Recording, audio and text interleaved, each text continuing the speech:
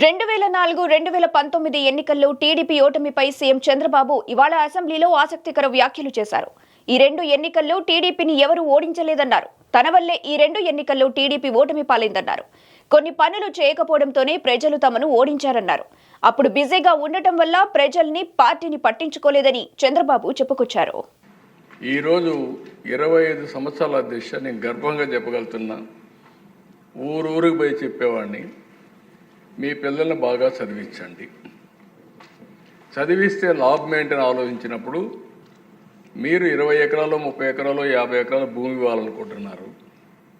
ఈ భూమి వల్ల లాభం లేదు.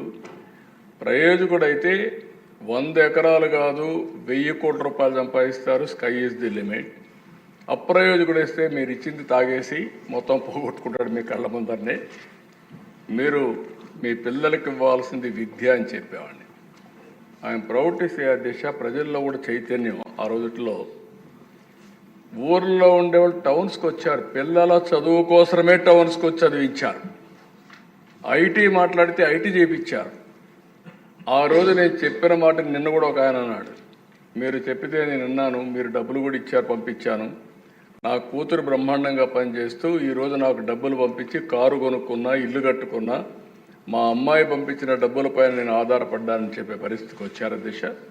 ఈరోజు ప్రపంచంలో ఏ దేశానికి వెళ్ళినా మీకు ఎవ్వరికి అనుమానం అవసరంలో కావాలని టెస్ట్ చేయండి.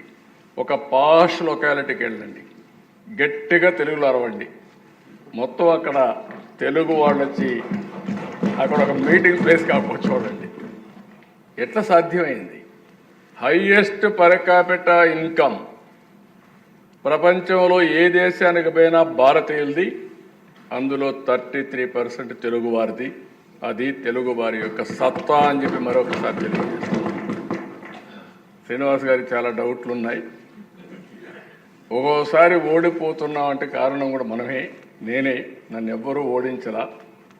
2004, 2019 నాకు కూడా అబ్సెషన్, పని పని పని అని పరిగెత్తాను. ఇది సాధించాలి, ఇది సాధించాలని. దాంతో కొద్దిగా ఎమ్మెల్యేలను సమన్వయం చేయడం కానీ, పార్టీని సమన్వయం చేయడం కానీ, పనులు చేయడంలో కొద్దిగా మనం పరివర్తన ఎప్పుడున్నా కొన్ని లాభసాలు వెళ్తాం. ప్రజల సమస్యలు తాత్కాలికంగా ఏమున్నాయో ఆ సమస్యలన్నీ పరిష్కారం చేస్తూనే, దీర్ఘకాలికంగా ఏం చేయబోతున్నా వాళ్ళకి చెప్పుతూనే వాళ్ళను కూడా భాగస్వాములు చేయగలిగితే ఎప్పుడూ గెలుపు ఉంటుంది. అందుకే నేను చెప్తున్నా, సూపర్ 6 చెప్పాం. మేలో తల్లికి వందనం అందరికీ ఎంతమని చెప్పాం, అంతమందికి ఇస్తాం. రైతు కోసం అన్నదాత కింద 3 ఇన్స్టాల్మెంట్లో వాళ్ళకు డబ్బులు ఇస్తాం. అదే మరి మత్స్యకారులకు కూడా జీవన వృత్తి, వాళ్ళకి పాపం ఆ సమయంలో వేటకు పోవడానికి వీలు లేదు, హాలిడే ఇస్తారు, వాళ్ళకు కూడా ఇవ్వాల్సిన 20,000 రూపాయల చొప్పులు ఇస్తాం. ఒక పక్క ఇబ్బందులున్నాయి, గుక్క దిప్పుకోలేని సమస్యలున్నాయి.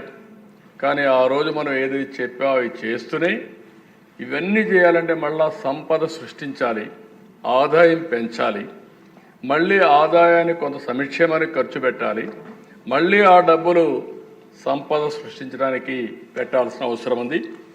అదే సిద్ధాంతాన్ని అమలు చేస్తున్నాం. నా ఆలోచన ఒకటే, మనం శాశ్వతం కాదు, సమాజం శాశ్వతం. ఈరోజు చేసే పని భావితరాల భవిష్యత్తుని సృష్టిస్తుందని చెప్పి కూడా నేను మీకు తెలియజేసుకుంటూ, నా కళ ఒకటే, నా ఆలోచన ఒకటే, మళ్ళీ మిమ్మల్ని అందరినీ కోరుతున్నా సహకరించండి. 2047కి భారతదేశంలో నెంబర్ 1 రాష్ట్రం ఏదంటే దానికి చిరునామాగా ఆంధ్రప్రదేశ్ ఉండాలి.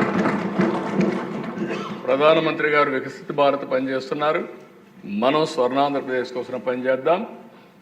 మనం అవునన్నా కాదన్నా ప్రపంచం మొత్తం తెలుగు జాతి అగ్రజాతిగా తయారవుతున్న దిశ, దాని గురించి సందేహమే లేదు నాకు. నెంబర్ 1 కమ్యూనిటీ ఒకప్పుడు జూయిష్, రాబోయే 2047కి తెలుగు జాతి నెంబర్ 1 కమ్యూనిటీగా ప్రపంచంలో తయారవుతుంది. భారతీయులు ముందుంటారు. కాబట్టి మన బాధ్యత మనం చేద్దాం. మిమ్మల్ని నమ్ముకుని ఓట్లేసిన మీ ప్రజలకు, మీరు, నేను, పవన్ కళ్యాణ్ గారు మనందరం కలిసి సమిష్టిగా పనిచేసి అనుకున్న లక్ష్యాల్ని సాధించి ప్రజల రుణం తీర్చుకుందాం.